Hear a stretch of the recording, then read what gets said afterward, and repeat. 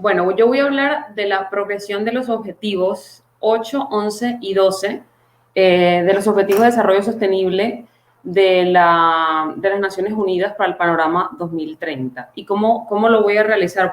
Voy a mirarlo desde la perspectiva de las plataformas digitales en los tiempos de la COVID-19. Bueno, lo primero que debemos ver es que el objetivo 8 es empleo sostenible, el objetivo 11 son ciudades sostenibles y el 12 es consumo sostenible. Vale, entonces empleo, ciudades sostenibles y consumo.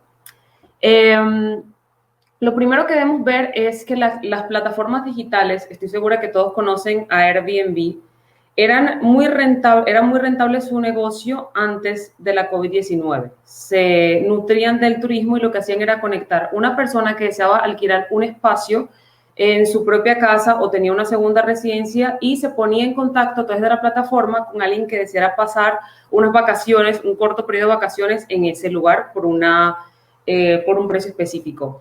Este servicio de intermediación lo hacían las plataformas, bueno, lo hacen realmente actualmente a nivel, pues bueno, digital, y era un negocio muy rentable. Sin embargo, con la COVID-19 todo ha cambiado y el tema del turismo ha descendido. Tengamos en cuenta que la Unión Europea, el Producto Interno Bruto del 10% es únicamente el turismo.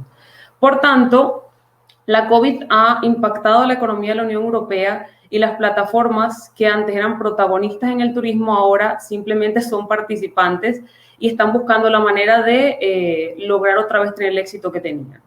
Vale.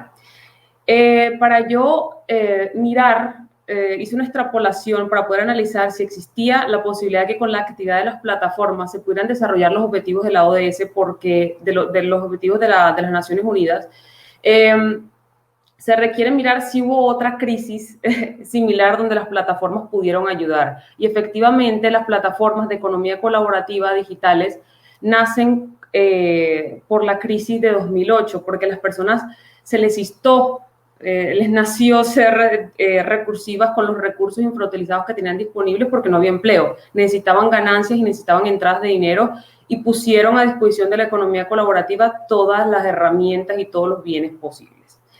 Entonces, la economía colaborativa puede ayudar a desarrollar el ODS 8, empleo, crecimiento económico, cuando a través del arrendamiento, el alojamiento de un espacio disponible en mi propio hogar o en mi segunda vivienda, puedo obtener ganancias cuando no tengo empleo. Entonces, es una manera de subsistir y de ayudar a la economía. También las plataformas crean un mercado abierto del turismo, ayudan a, digamos, desde las compañías de tiquetes aéreos hasta el mercado local, se ve beneficiado por el turismo. Entonces, una influencia o una consecuencia indirecta del uso de las plataformas es el crecimiento del turismo, que como sabemos hace parte del conglomerado económico y el desarrollo económico de la Unión Europea.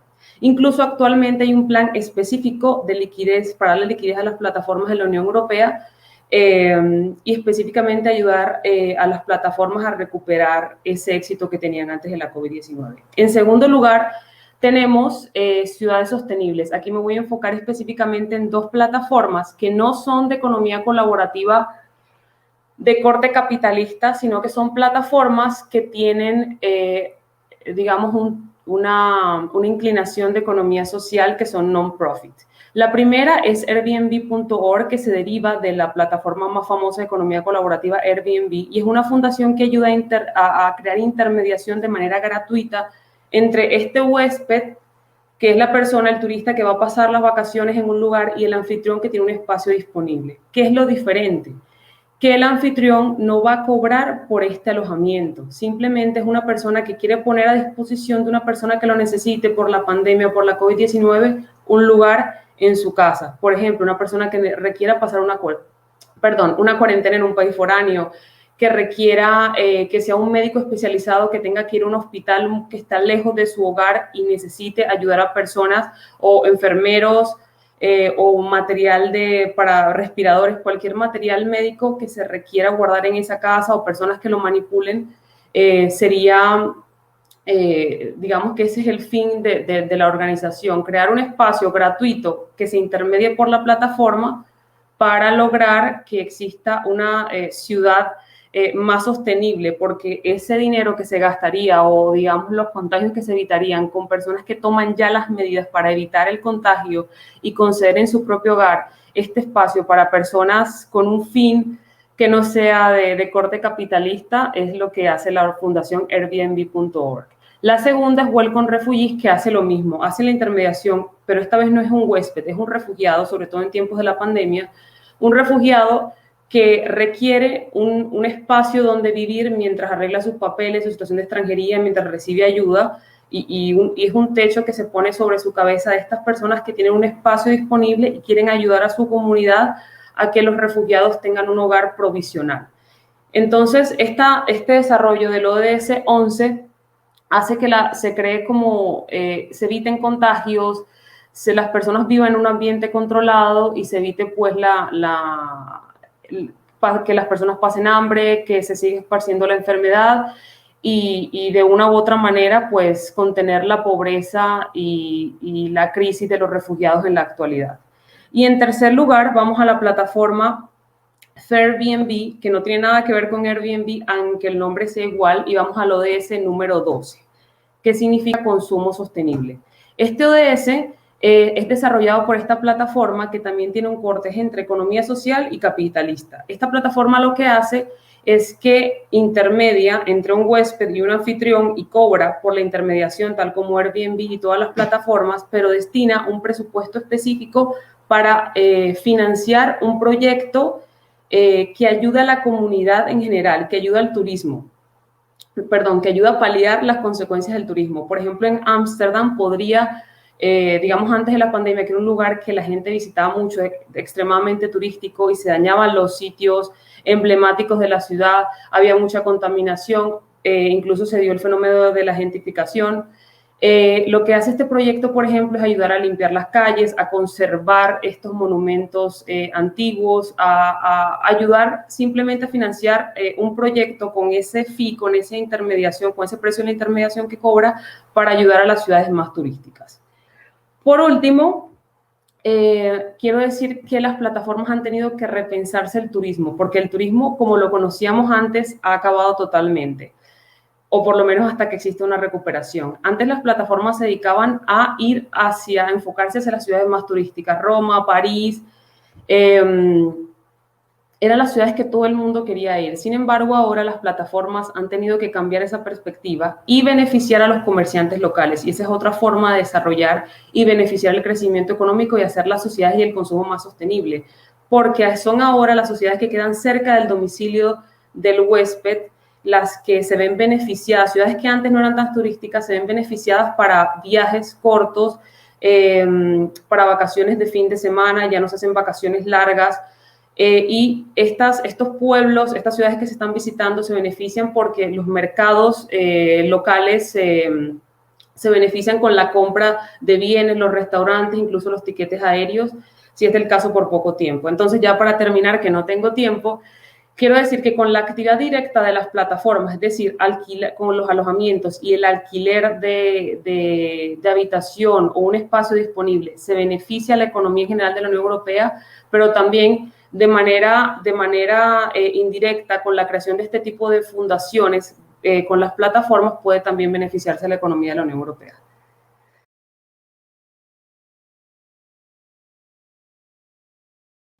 Le doy la palabra al profesor doctor don Manuel García Mayo, de la Universidad de Sevilla, teniendo su ponencia como título Responsabilidad del anfitrión por los efectos introducidos en las viviendas de uso turístico. Querido Manuel, cuando quieras. Muchas gracias, profesora Marín Velarde. En primer lugar, como no puede ser de otra forma, agradecer brevemente a la dirección y a la organización del Congreso pues haber querido contar hoy conmigo en este Congreso. Bien, entre los sectores en los que ha tenido especial incidencia la economía colaborativa se encuentra el alojamiento turístico. Concretamente, dentro del alojamiento extrahotelero, cabe situar el auge que han experimentado de un tiempo a esta parte las viviendas de uso turístico. Uno de los problemas más importantes que presenta el alquiler de este tipo de viviendas es el de determinar qué normas tienen que regular. El artículo 5E de la LAU excluye de esta ley las cesiones de uso de viviendas que cumplan los requisitos que se contemplan en ese artículo, entre los que cabe destacar la necesidad de que exista una norma sectorial y que esa norma sea aplicable a la cesión de que se trate. En la actualidad, en el marco de sus competencias, como todos sabemos, las 17 comunidades autónomas cuentan con legislación sobre el sector turístico, a lo que se suma que gran parte de ellas cuentan, además, con normativas relativas a la cesión de uso de viviendas turísticas. Con estas normas autonómicas es cierto que quedan resueltas las cuestiones administrativas. En cambio, queda por determinar el régimen jurídico que le aplicamos a ese tipo de contratos. Y eso pasa, ante todo, por determinar la naturaleza jurídica de esa cesión. Nótese que algunas normativas sectoriales de comunidades autónomas, más allá de exigir que las viviendas estén en condiciones de uso inmediato, imponen también la prestación de determinados servicios accesorios. Por lo tanto, acaban configurando un contrato complejo. Si tenemos en cuenta que la doctrina dominante considera que el contrato de hospedaje se caracteriza precisamente en cuanto a su contenido por ser la suma de un arrendamiento de cosas y un arrendamiento de servicios, cabría preguntarse, ¿se puede calificar de hospedaje ese contrato por el que se cede temporalmente el uso de una vivienda o de una habitación con fines turísticos y a cambio de un precio? A priori, nada parece optar a que en aquellos casos en los que el alojamiento en vivienda turística vaya acompañado de otros servicios propios de la industria hotelera, se le pueda considerar como un contrato de hospedaje. Ahora bien, pese a la similitud que existe entre el contrato de hospedaje tradicional y la cesión de vivienda turística, no es menos cierto que entre uno y otro contrato también existe alguna que otra diferencia. El hotelero, en el contrato de hospedaje tradicional, es responsable de los efectos introducidos por el huésped en sus instalaciones, lo cual es considerado por el 1783 y 84 del Código como un depósito necesario. Se trata, en definitiva, de una responsabilidad ex lege, de un deber legal de custodia, accesorio, implícito en el contrato de hospedaje, sin necesidad de que haya un acuerdo expreso por las partes. Y hemos de considerarla, además, como una norma imperativa, porque esa custodia es una prestación esencial en el contrato de hospedaje. Ahora bien, podemos defender también esa prestación, ese depósito necesario en el contrato de cesión de uso de vivienda turística. Es decir, ¿es responsable también el anfitrión de los efectos introducidos en su casa? A fin de responder a esta pregunta, hemos de plantear otras cuestiones previamente. En primer lugar, ¿en qué se concreta esa protección, esa obligación de custodia? Fundamentalmente en adoptar todas las medidas necesarias para proteger los efectos del cliente. En segundo lugar, ¿qué es lo que justifica la existencia de esa norma? Pues básicamente dos razones que están relacionadas con la esencia de la prestación hotelera. Por una parte, la necesidad que tiene el viajero de llevar consigo una serie de efectos que no puede vigilar por sí mismo de forma permanente. Y por otra parte, el hecho de que el hospedero, el hotelero, sea quien mejor puede sustituir al viajero en la protección de esos bienes. En el 1784 nos encontramos ante una responsabilidad objetiva, basada en el riesgo profesional, que prescinde de cualquier idea de culpa. No tiene su fundamento en la diligencia o en la negligencia del deudor. La responsabilidad únicamente se apoya en la introducción de los efectos y la existencia de daños. Es más allá de la responsabilidad de los fondistas o de los mesoneros por actos propios, el 1784 dice que la responsabilidad comprende los daños hechos tanto por los criados o dependientes del hotelero como incluso por los extraños. En cambio, en el ámbito de las viviendas turísticas, no considero que pueda resultar responsable el anfitrión por los daños producidos por extraños, por terceras personas. El 1784 del Código hace responsable por estos daños al fondista o mesonero, pero lo hace fundamentalmente por dos motivos. En primer lugar, por el riesgo que constituye el tratarse de un establecimiento abierto al público, donde hay un continuo tránsito de extraños. En segundo lugar, por la posición que como profesional ocupa el hotelero. Factores ambos que no concurren en las viviendas turísticas. Por una parte, en estas no existe un establecimiento abierto al público como tal, en el que exista una circulación constante de público, con el riesgo que ello lleva consigo. La otra circunstancia que, como hemos dicho, determina la reiterada responsabilidad objetiva es que el fondista, el mesonero, el hotelero, se encuentra en mejor posición, es decir, en mejores circunstancias para llevar a cabo esa labor de custodia. De lo dispuesto en el 1784 extraemos que el hospedero responderá de los casos fortuitos que surjan en el desarrollo normal de su actividad, sin que quepa prueba exculpatoria alguna. Y cabría preguntarse, ¿por qué al hospedero se le considera responsable sin excepción de lo que suceda en su ámbito de control? Pues porque es aquí donde puede desarrollar su labor de custodia. Por ello, del estudio de en qué consiste esa custodia, podemos extraer si efectivamente el supuesto es aplicable o no a las viviendas turísticas. A diferencia del depósito, la custodia puede desarrollarse sin posesión inmediata de los bienes. Ello conlleva que, a fin de proteger los bienes de los huéspedes, la buena fe del hospedero exija la conservación, la vigilancia externa y preventiva, tanto del establecimiento como de las personas que lo frecuentan. Se trata, en definitiva, de un deber general de seguridad. La infraestructura y la organización con la que cuenta quien ofrece el hospedaje de forma profesional hace que sea quien mejor puede proteger esos bienes, razón por la que se le exige esa responsabilidad tan rigurosa.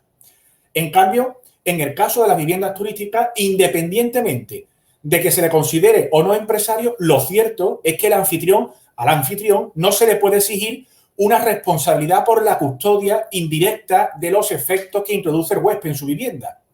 La razón no es otra que la imposibilidad que tiene de desarrollar esa labor de vigilancia y de conservación a la que me vengo refiriendo, porque no existe, por lo general, una presencia física permanente del anfitrión o de empleados suyos en las instalaciones, aunque habrá que estar, obviamente, a cada caso concreto. Es más, esa falta de vigilancia, de presencia del anfitrión en las viviendas turísticas, conlleva que no se cumplan otros de los requisitos que establece el 1783 para su aplicación, que es que hay que dar conocimiento a los fondistas o a los mesoneros o a sus dependientes de los efectos que se introducen en sus instalaciones. Es cierto que no se exige una comunicación expresa del cliente al hotelero, por ejemplo, pero sí que al menos las cosas se introduzcan a la vista de ellos. Algo que, como digo, no se puede dar en las viviendas turísticas porque no tiene por qué estar físicamente allí presente el anfitrión. En conclusión, aunque el depósito necesario, la custodia indirecta, es un aspecto, es una obligación esencial del contrato de hospedaje, no resulta de aplicación o no considero que resulte de aplicación, por lo general, al contrato de viviendas de uso turístico.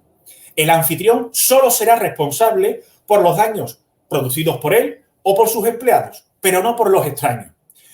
Es por ello que cuando el alojamiento o cuando junto al alojamiento se prestan otra serie de servicios, aunque lo podamos considerar un contrato de hospedaje, será un contrato de hospedaje especial, porque ya hemos advertido anteriormente que esa labor de custodia es una prestación esencial al hospedaje.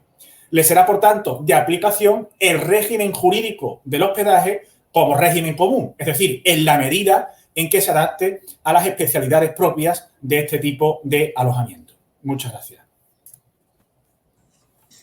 Bien, muchísimas gracias, profesor García Mayo. No ha hecho falta que yo le diga lo del tiempo, porque cuando lo estaba escribiendo, usted ya ha terminado ajustándose, lo cual le agradezco al tiempo. Bien, en esta ocasión me doy la palabra yo misma para actuar un poco como discutiente de su interesantísima ponencia, en la que se ha cuestionado, entre otras muchas cosas, la naturaleza jurídica de este contrato tan especial que vincula al huésped con el anfitrión a través de muchísimos casos de las plataformas virtuales cuando lo encontramos dentro de la sección de la norma que excepcional saca de la LAU la aplicación. Mi pregunta va en el sentido de, me gustaría saber si ese contrato de hospedaje especial en el que se cede casa y se ceden servicios, ¿tiene cabida cualquier tipo de servicio o, por el contrario, cualquier tipo de servicio no? Pensemos, por ejemplo, servicios de limpieza que pueden ser incluso durante el tiempo en el que el huésped disfruta del alojamiento o incluso posterior a la limpieza, posterior a la estancia del huésped en ese alojamiento. Muchas gracias, profesora Marín. Respondo muy brevemente porque sé que vamos regular de tiempo. Es una cuestión importante, obviamente, porque me he referido a que el contrato de hospedaje se caracteriza precisamente por eso, ¿no? Por ser una suma del arrendamiento de cosas y del arrendamiento de servicios. Claro, la pregunta es, ¿cualquier tipo de servicios que se preste puede valer, por decirlo de alguna forma, para calificar o para otorgar la calificación de hospedaje a ese contrato? Pues obviamente no. Por ejemplo, no serán suficientes para considerarlo como hospedaje aquellos servicios que se puedan considerar o que algunos autores han considerado como no personales. Por ejemplo, los suministros. Obviamente, esa prestación no es suficiente para considerar al contrato de hospedaje. Tampoco lo serían, como bien ha apuntado usted misma, aquellas prestaciones o aquellos servicios que se presten, pero realmente no directamente al huésped, sino que más bien se están prestando al propio propietario. Por ejemplo, el propio decreto andaluz, Barro para Casa, el propio decreto andaluz obliga a la limpieza de la vivienda, pero no durante la estancia del huésped, que eso ya será cuestión de cada uno, sino a la entrada y salida de los nuevos clientes. Por tanto, no sería tampoco un servicio que fuera suficiente como para calificar el contrato de hospedaje. Y apunto simplemente una resolución que hubo de la Dirección General de Tributos, que si bien no es directamente aplicable porque es en materia fiscal, pero sí fue muy interesante porque precisamente diferenciaba entre, a efectos de considerar, a efectos de considerar el hospedaje o no, sometido al IVA o no, diferenciaba entre los distintos tipos de servicios. Y, por ejemplo, decía, no son servicios que puedan ser suficientes como para esa calificación. Por ejemplo, los servicios de limpieza, cambio de ropa del apartamento, los servicios de limpieza de las zonas comunes, de mantenimiento de las zonas verdes, de los patios, o incluso algunas reparaciones del alojamiento durante la estancia del anfitrión. Eso no sería suficiente. Sí establecía otra enumeración ejemplificativa de servicios que sí se podían considerar suficientes como para la calificación de un hospedaje. Por ejemplo, que son propios de la industria hotelera, ¿no? Por ejemplo, que hubiera una recepción, una atención permanente al huésped, o que hubiera un cambio periódico de ropa de cama, de ropa de baño, o otros servicios más habituales como pueden ser servicios de alimentación, servicios de restauración. Ahí sí serían servicios suficientes como para poder calificar, como digo, de hospedaje al contrato que nos viene ocupando. Creo que con eso respondo a la cuestión planteada. Tenemos justo una pregunta. En este caso, la pregunta va dirigida al profesor García Mayo y dice lo siguiente, la leo textualmente. Si el alquiler turístico fuese de una habitación, ¿tendría entonces sentido aplicar el régimen de responsabilidad objetiva del contrato de hospedaje?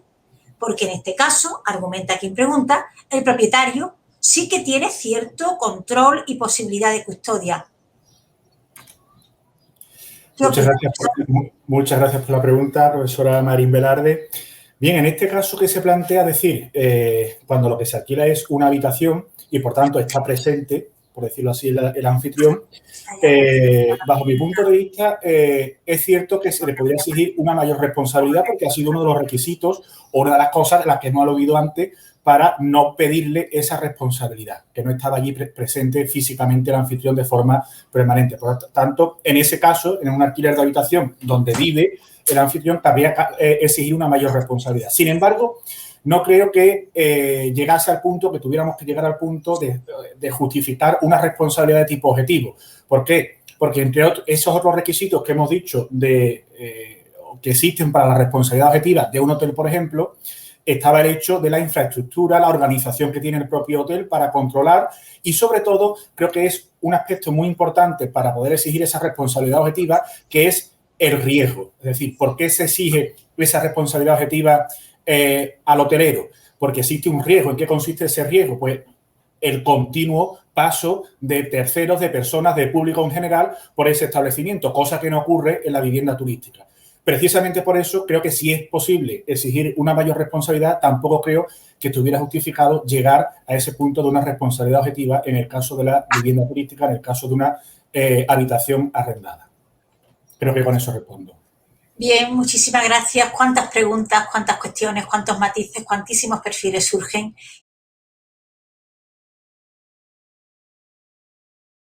Porque en este caso ya llega el turno de mi ponencia sobre la protección del consumidor en la contratación de viviendas turísticas a través de las plataformas online. Bien, me controlaré yo misma el tiempo.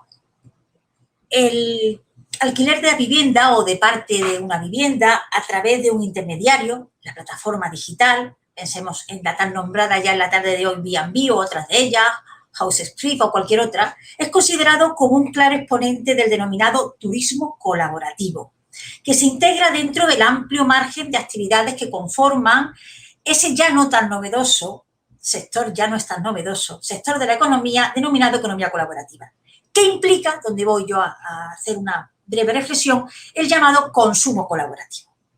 El derecho, evidentemente, tiene que perfilar los instrumentos de protección idóneos ante aquellas situaciones que exigen tutela jurídica, y especialmente me voy a referir a la protección de los consumidores y usuarios.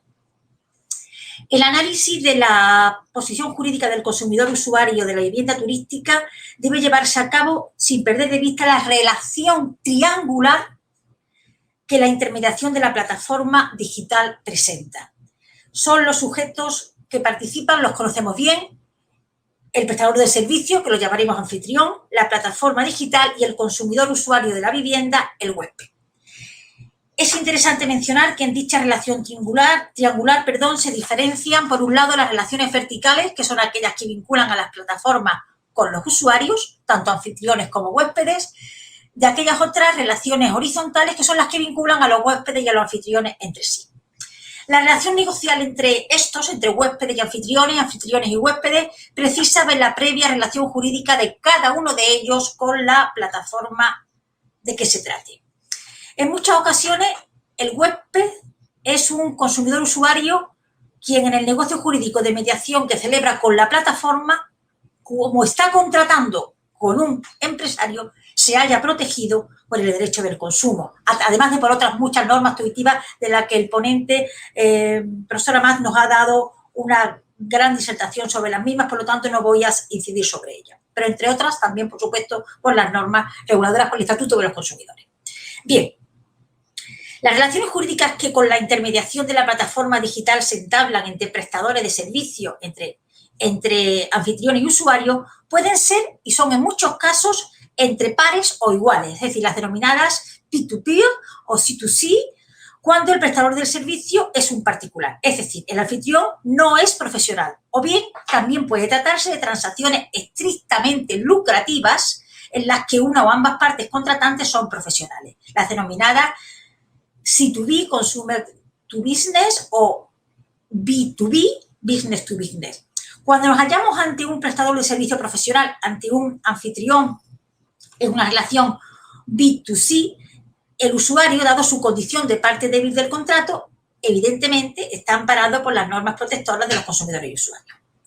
Por eso es muy, muy importante que el usuario conozca si el prestador del servicio, quien a través de la plataforma le cede temporalmente la vivienda turística, es decir, el anfitrión, es un profesional o, por el contrario, es un particular, dado que una u otra condición determina no solo la naturaleza del contrato, que no es poco, sino también si queda o no bajo el paraguas protector del derecho de consumo. Ciertamente, qué duda cabe que asistimos a una transformación de los instrumentos a través de los cuales los consumidores satisfacen sus necesidades. Este cambio se evidencia especialmente en el diferente perfil subjetivo de las relaciones de consumo, en las que con frecuencia desaparece la estructura bipolar consumidor-usuario al establecerse una relación entre dos consumidores o particulares que protagonizan una relación de consumo peer-to-peer. En este escenario, propiciado por la economía colaborativa, al prestador del servicio, al anfitrión que no es empresario, se le denomina en diferentes esferas, como sabemos, prosumidor. La Unión Europea ha venido reiterando la necesidad de que los consumidores conozcan si están contratando o no con un profesional. Ha habido varios textos, destaco por ser más reciente, la Directiva 2019/2161 relativa a la mejora de la aplicación y modernización de las normas de protección de los consumidores en la Unión Europea, que reforma la Directiva 2005/29, en la que claramente se evidencia el interés del legislador europeo, del legislador comunitario, por la clarificación de las partes contratantes.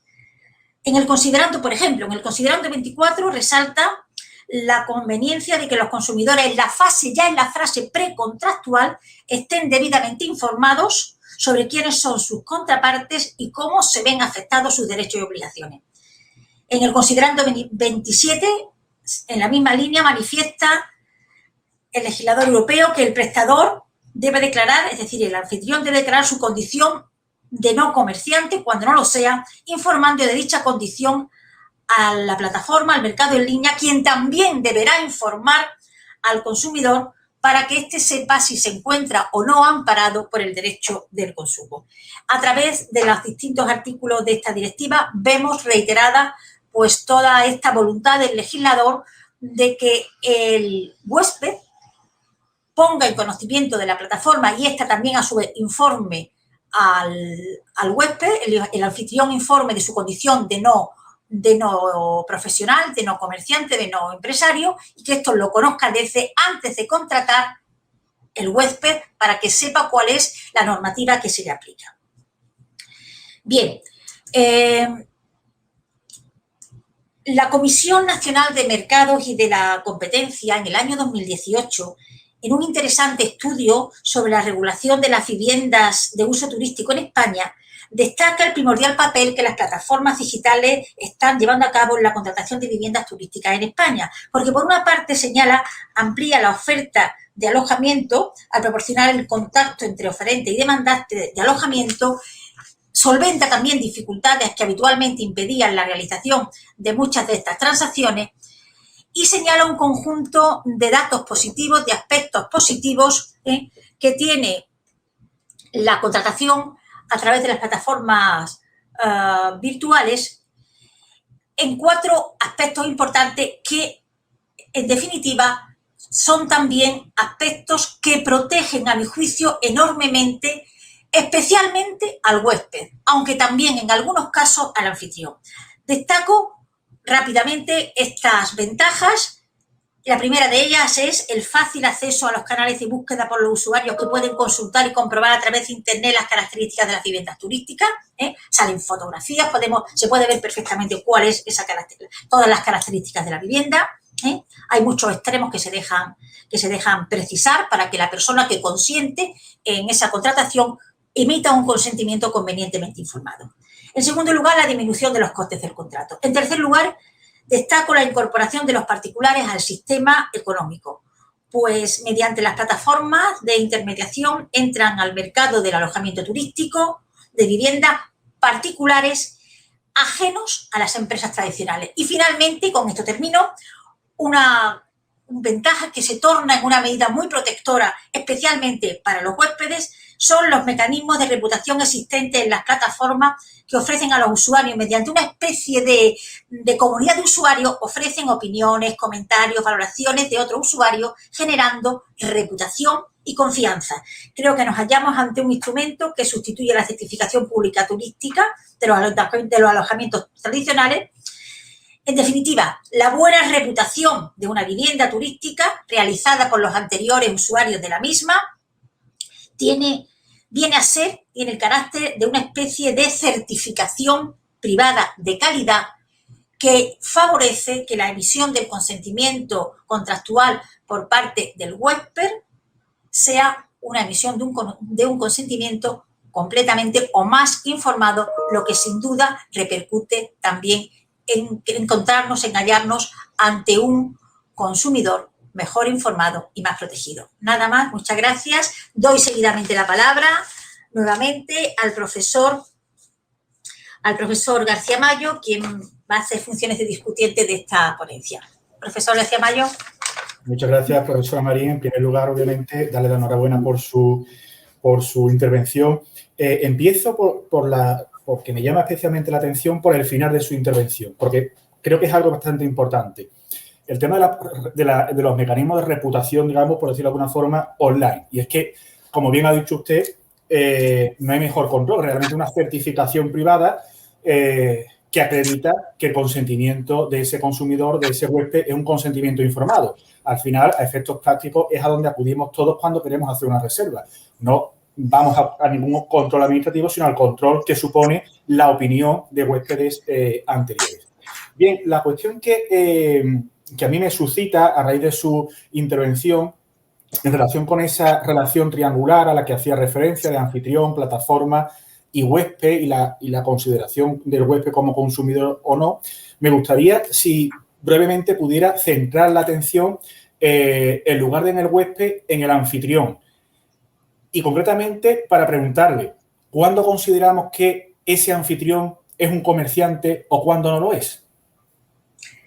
Bien, sobre este punto también se ha pronunciado el Tribunal Europeo con ocasión de algún caso concreto y ha venido poniendo su especial énfasis. Me estoy refiriendo, creo que la tengo por aquí, a mi juicio, una importante sentencia, concretamente la sentencia del Tribunal de Justicia de la Unión Europea de 4 de octubre del 28, en el que era un señor que vendía un reloj. El comprador dijo que el reloj no se ajustaba a las características que había publicitado la plataforma y que por lo tanto solicitaba la resolución del contrato, etcétera, etcétera.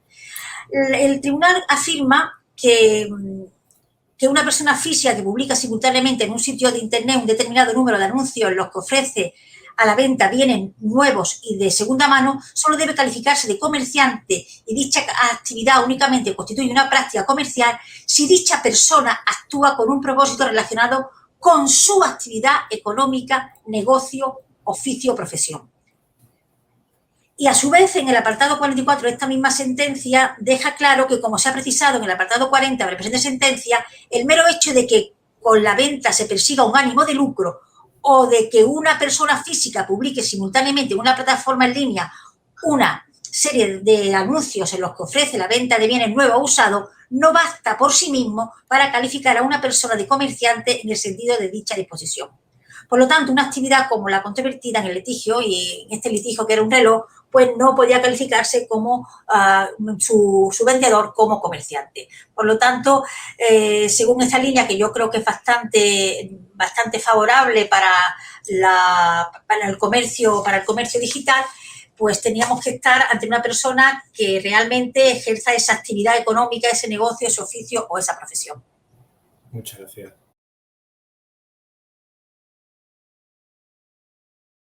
Le doy la palabra a mi también compañero de departamento, el doctor don Fernando Moreno Mozo, de la Universidad de Sevilla, teniendo su ponencia como objeto la vivienda colaborativa como medio de protección de las personas vulnerables, el caso de la convivencia o cohousing de titularidad pública cuyos residentes son mayores o discapacitados. Profesor Moreno Mozo, tiene la palabra. 10 minutos, por favor. De acuerdo, buenas tardes. Espero que se me vea y que se me escuche perfectamente. ¿Es así, Asun? Profesora Marín Velarde, ¿se me oye y se me escucha? Sí, se te escucha perfectamente y se te ve bien. Venga, se me oye y se me ve, claro. Bueno, aunque oír y escuchar son distintos.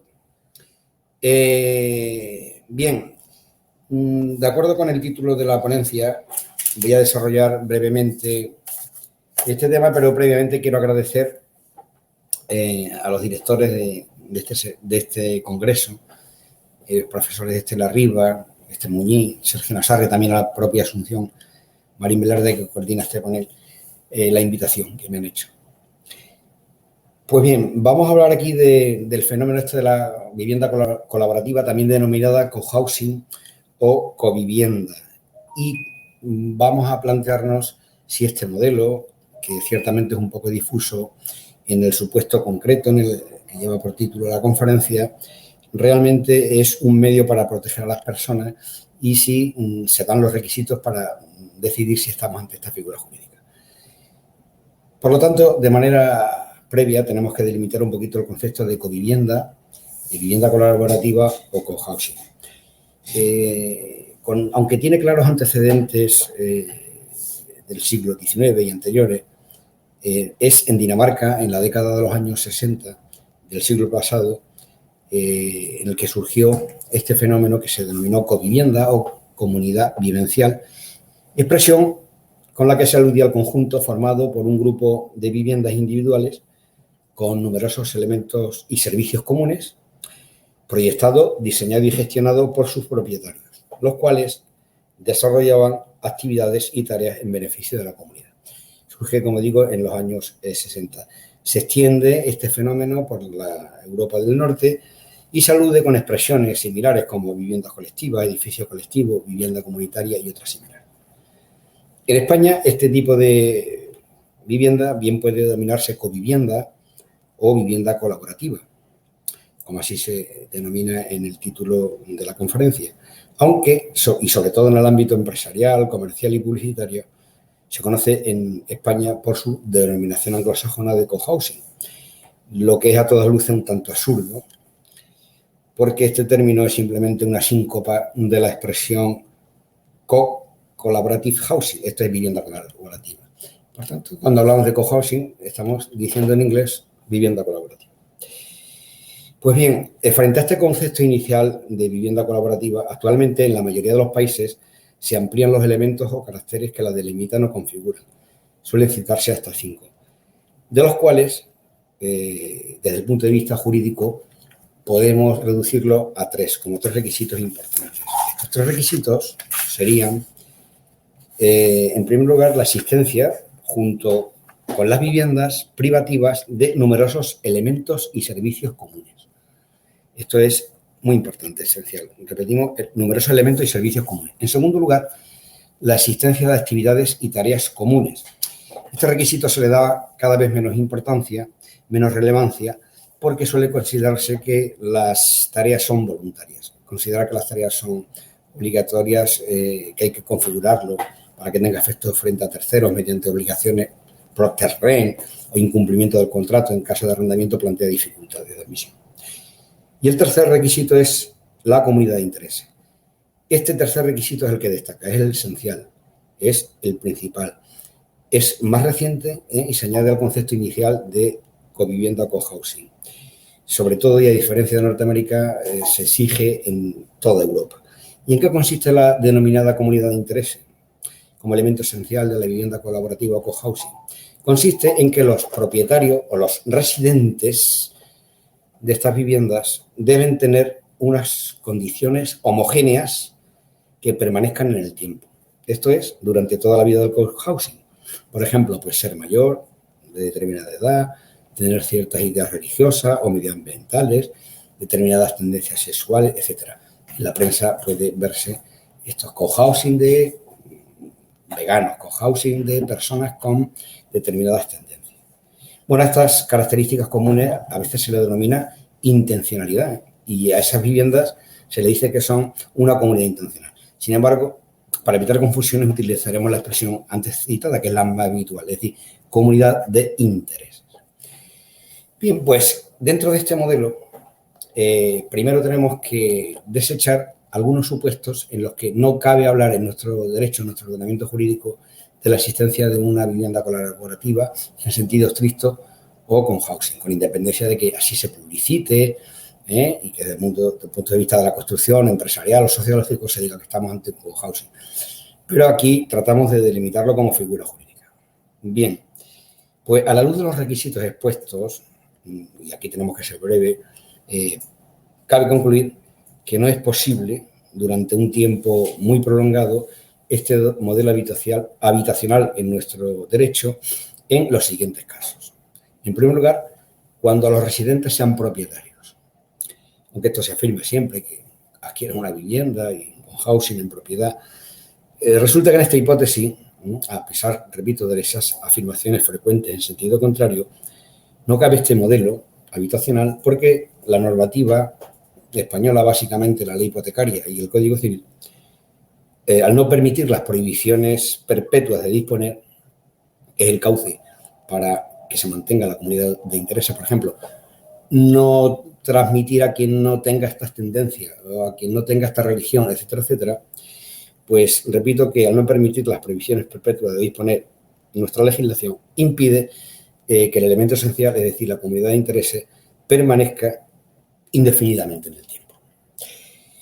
En segundo lugar, tampoco es posible el cohousing o covivienda cuando los residentes habitan las viviendas en virtud de un derecho de arrendamiento o en virtud de un derecho de uso de carácter similar, cuando la vivienda es libre. ¿Por qué? Cuando no es protegida. Pues en este caso basta con recordar, por ejemplo, la ley de arrendamientos urbanos, en sus artículos 15 y 16, que otorga facultades al juez para al cónyuge no arrendatario se le atribuya el uso de la vivienda en caso de crisis matrimonial. Con lo cual, el mismo juez puede no respetar, porque así lo establece la ley, así se lo permite, esa comunidad de intereses.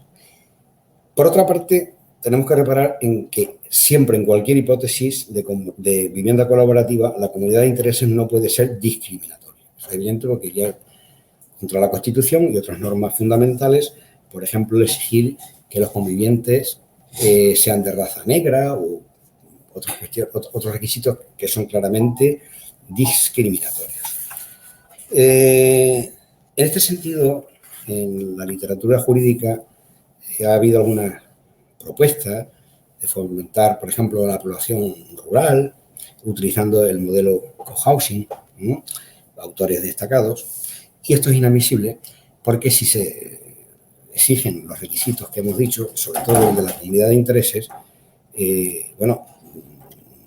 exigirlo y mantenerlo sin ninguna excepción, eso implicaría obviamente una vuelta al antiguo régimen y para cuya admisión implicaría incluso la necesidad de reformar la Constitución. No puede ser la propiedad estar amortizada, no transmitirse libremente, etcétera, etcétera. Bien, hechas estas excepciones, en que no es admisible, que son la mayoría, o sea, en el que el cohousing, en los supuestos en que normalmente se dice que hay un cohousing, jurídicamente no existe. Sí puede existir, de acuerdo con el título de la conferencia, en algunos supuestos en que los titulares, o sea, los residentes, los convivientes, utilizan la vivienda a título de arrendamiento o en virtud de un derecho de uso de carácter similar y la vivienda en cuestión es de carácter público o asimilado, es decir, lo que se denomina como vivienda protegida. Este sería el supuesto más importante y prácticamente el único. La solución del legislador a este respecto es clara y recoge en el Plan de Vivienda 2018-2021 esta posibilidad en el Real Decreto. ¿Sí? Moreno Mozo, le queda nada, un minuto. Bueno, pues resumo.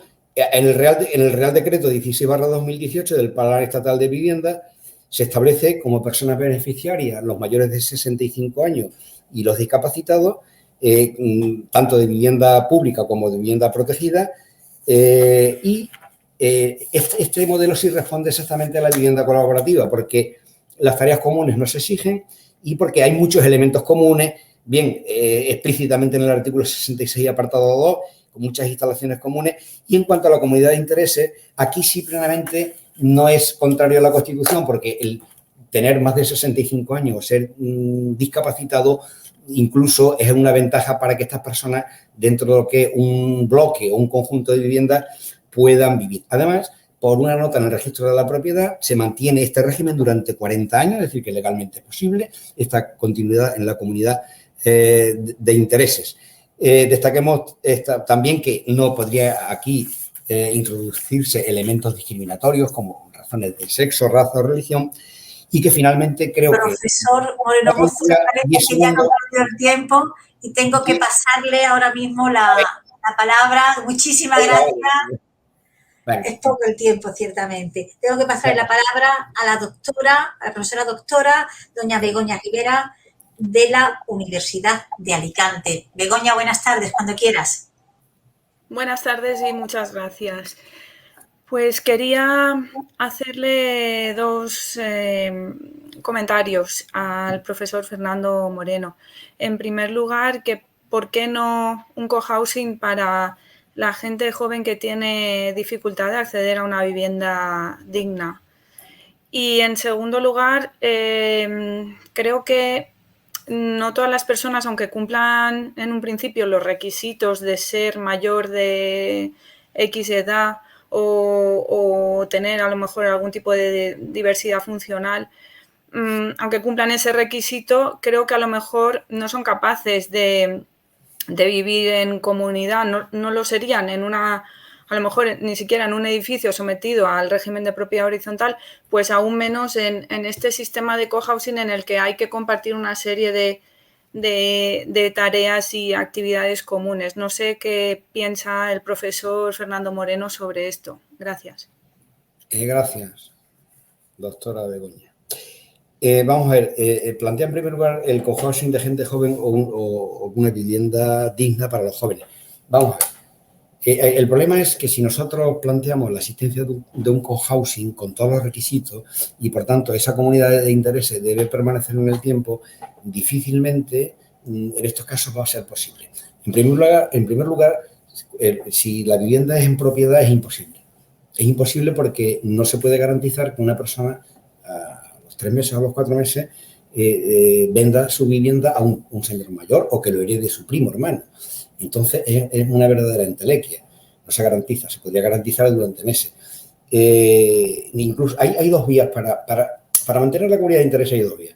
O bien a través de las prohibiciones de disponer, que como no pueden ser perpetuas, no se garantizan en el tiempo, y en segundo lugar a través de los derechos de planteo y retracto, que ya en la legislación anterior se admitían, pero que están sometidos a un plazo de 10 años como máximo, y además no garantiza que los demás propietarios tengan el dinero para ejercitar ese derecho de planteo y retracto. Con lo cual, tratándose de una propiedad privada, yo lo creo imposible. Por eso creo que solamente es cuando la vivienda sea pública o protegida, en el sentido de que sí, la administración directamente o a través de estas entidades colaboradoras sí puede poner determinados requisitos. Es decir, para acceder a esta vivienda, que es en alquiler o en uso, se exige pues tener de 25 a 30 años y cuando Profesor Moreno, un minutito le queda para terminar. Cuando cumple esos requisitos, sí. Cuando dejan de cumplirlo, obviamente ya se ha acabado ese derecho de uso. En ese supuesto, igual que hemos dicho de los discapacitados o hemos dicho de las personas mayores, se puede decir de los jóvenes o de los monjes cistercienses, siempre que la sociedad crea conveniente y no sea discriminatoria. En segundo lugar, planteamos los requisitos de los mayores o discapacitados, si algunos son susceptibles de vivir o no. Bueno, hay un control de la administración en el que obviamente hay una selección para acceder a este modelo vivencial. Se contempla, por ejemplo, incluso cuando haya discapacitados menores que vivan incluso los padres. Hay un proceso y una selección administrativa en cuanto a las tareas y elementos comunes normalmente no existirán. No creo yo que la administración imponga a personas discapacitadas o mayores de tal edad determinadas tareas. Entre otras cosas, porque Profesor Moreno Mozo, es una fábula, porque es imposible de garantizar. Es decir, a través del registro de la propiedad frente al tercero, con una obligación OBREN o PROTERREN y a través de, si un arrendamiento es a través de un incumplimiento, sería un incumplimiento contractual, por lo cual incluso hasta sería por una cláusula nula, me parece. No sé si le contestó. Sí, pues muchas gracias.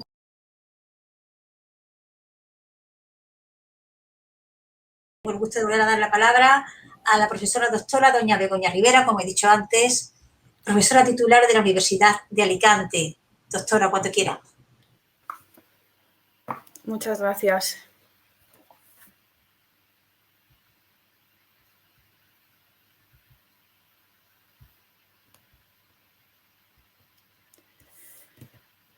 No sé si se puede ver mi presentación. Se ve perfectamente. Perfecto, muchas gracias y buenas tardes.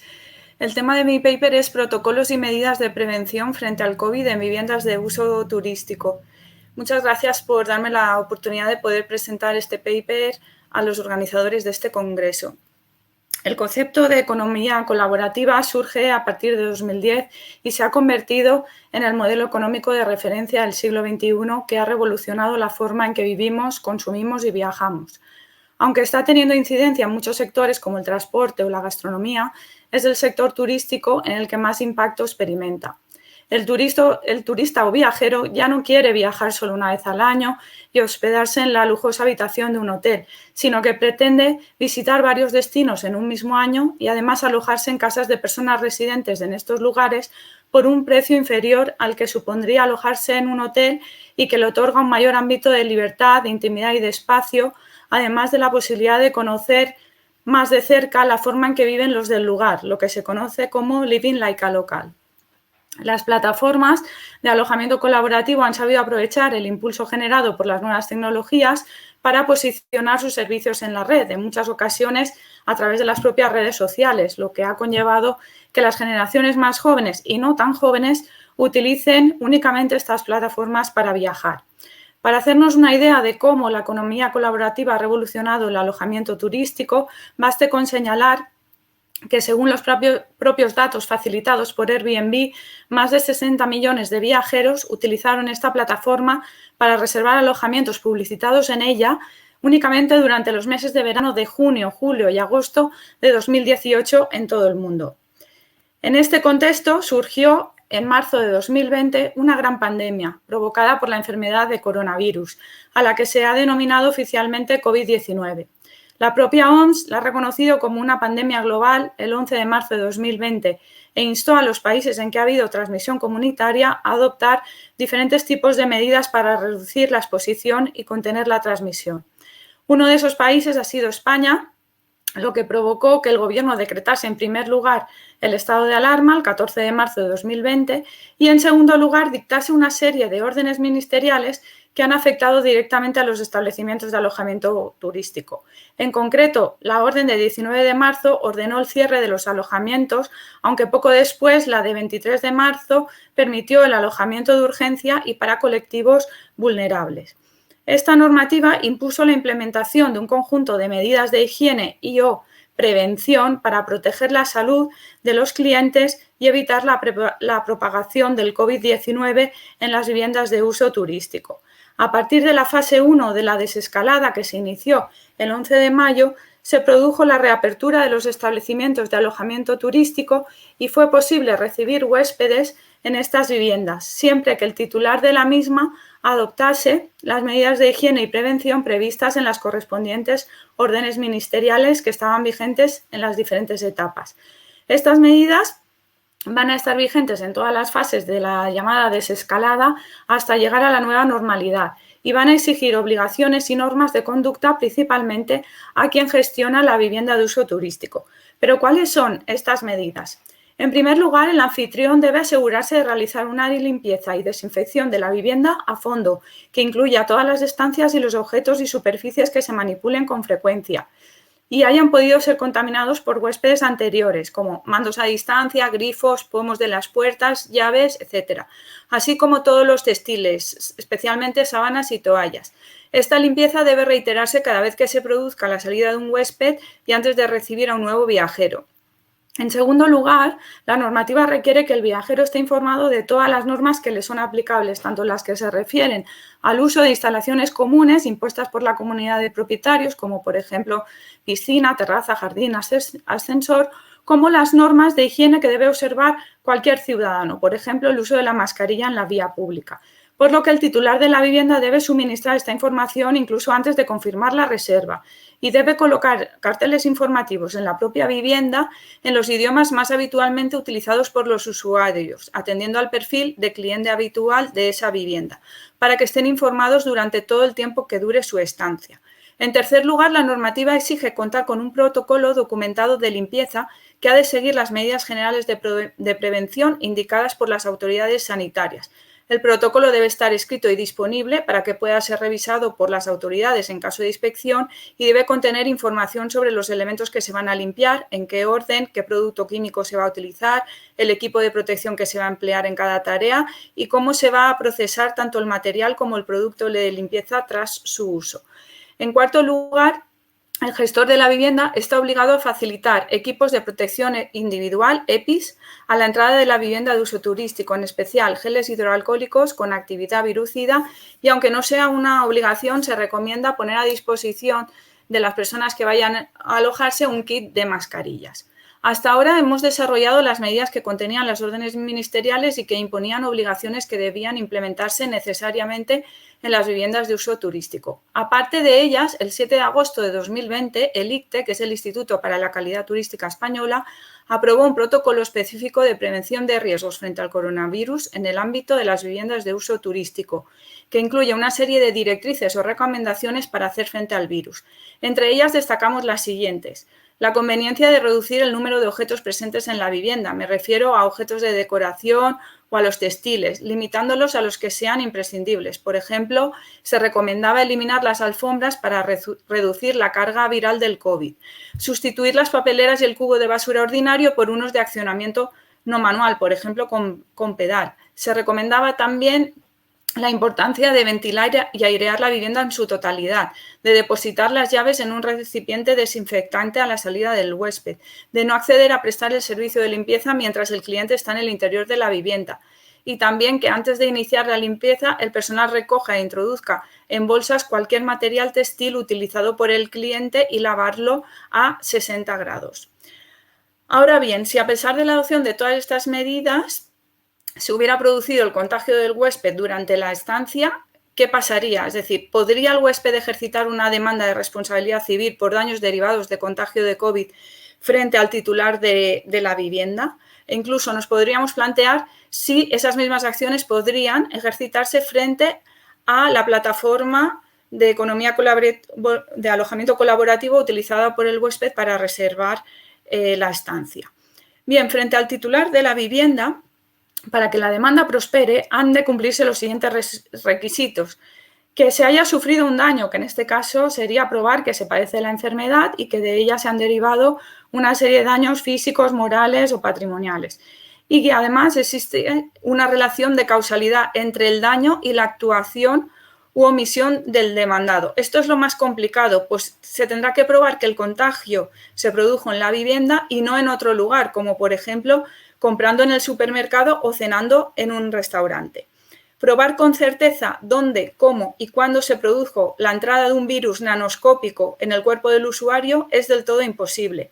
Todo lo más se podrá probar que el contagio es más o menos probable, con el alto riesgo de que el juez llegue a considerar que el contagio de este virus es un riesgo general para la vida al que todos estamos expuestos por el mero hecho de vivir en sociedad. Y por último, deberíamos plantearnos si estas mismas acciones se podrían ejercitar frente a la plataforma de alojamiento colaborativo.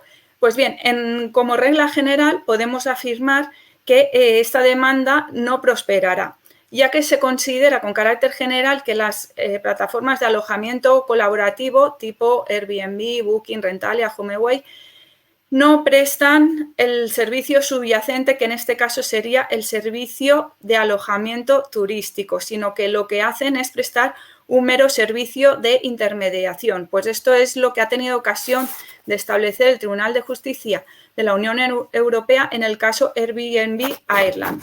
Por lo tanto, no se le puede exigir ningún tipo de responsabilidad por contagio de COVID, ya que, según hemos visto, la normativa solo exige la obligación de adoptar medidas de seguridad, de prevención y de higiene a quien preste el servicio de alojamiento en la vivienda turística y no a otros sujetos. Ya he terminado. Muchas gracias. Entonces he coincidido con mi llamada recordando el tiempo. Muchas gracias, doctora Rivera. Muchas gracias.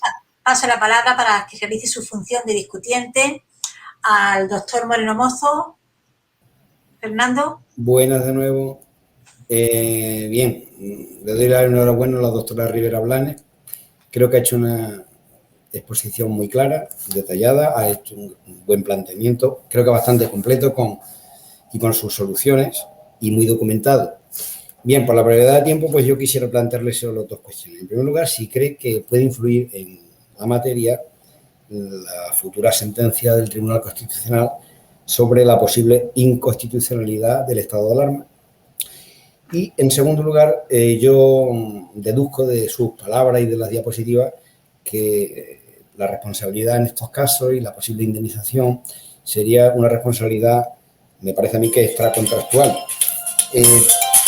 Pero le pregunto, ¿cabe también, incluso además, es decir, además o al mismo tiempo, exigir una responsabilidad por incumplimiento contractual? Obsérvese que en este sentido hay una norma que obliga a una de las partes, a uno de los contratantes, tiene unas obligaciones sobre determinadas normas de higiene, elementos y eso. Entonces, si se ha contagiado del COVID, puede ser porque no ha cumplido esas normas, el contratante no ha cumplido sus obligaciones. Porque, claro, debe considerarse que integra las cláusulas del contrato. Simplemente estas dos cuestiones. Muchas gracias por las cuestiones que realmente son interesantes. Empiezo por la segunda cuestión. En el caso de la responsabilidad, yo me planteé, lo que pasa es que no lo he podido desarrollar por la escasez de tiempo, qué régimen jurídico sería aplicable. Entonces, aquí deberíamos diferenciar entre si el anfitrión es un particular o el anfitrión es una empresa. Como antes ha explicado muy bien la profesora Asunción sobre la diferente naturaleza jurídica del contrato. Entonces, en el caso de que el anfitrión fuera un particular, no podríamos aplicar las normas referidas a derecho del consumo, pero sí que podríamos aplicar las normas generales del Código Civil y entonces podríamos hablar tanto de una responsabilidad extracontractual, aplicaríamos los artículos 1902 y siguientes del Código Civil, como una responsabilidad contractual aplicando los artículos 1101 y siguientes del Código Civil. Aunque entiendo que el juez, si tiene que decidir entre un otro régimen de responsabilidad, quizás se decante hacia una responsabilidad extracontractual. Entiendo que eso sería lo que ocurriría. Si el anfitrión es un empresario, condición que va a saber el usuario porque existe la obligación de informar al respecto a los usuarios. De hecho, Airbnb fue amonestada por la Comunidad Europea precisamente porque no daba esa información en su plataforma y desde entonces sí que es cierto que todos los alojamientos tienen como información si quien gestiona es un individual, un propietario individual o es una empresa. Bueno, pues si fuera una empresa, entonces aparte de las normas del Código Civil que hemos señalado... Doctora Rivera, por favor, un minutito. Un segundo. Aparte de esas normas, se aplicaría también el texto es refundido de la Ley General para la Defensa de Consumidores y Usuarios, en concreto el artículo 147 que establece el régimen de responsabilidad por servicio defectuoso, entiendo yo. Muchas gracias. Perdón por la rapidez. Muchísimas gracias, doctora Rivera. Muchísimas gracias, doctor Moreno Mozo.